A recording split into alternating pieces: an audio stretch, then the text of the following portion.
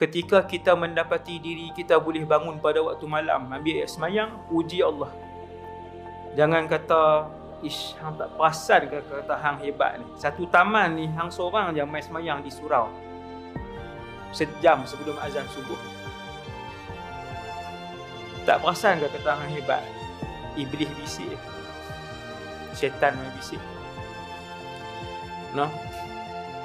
Jadi, banyak bersyukur kepada Allah bila Allah bagi nikmat boleh buat ibadat. Bila tangan kita boleh pegang tasbih, kita boleh selawat, puji Allah. Terima kasih ya Allah, pilih aku di kalangan mereka yang mengabdikan diri kepada kamu.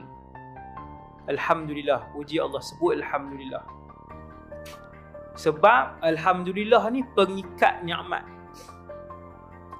Mana-mana nikmat, ingat kaedah, mana-mana nikmat yang ketika kita dapat, kita sebut Alhamdulillah, Tuhan akan ikat sampai mati. Tapi apa? Wa qalilun min ibadiyas syakur.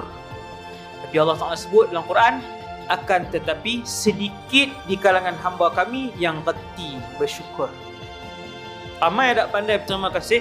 Syakur tu berterima kasih lah. Macam mana cara nak terima kasih kepada Allah? Alhamdulillah.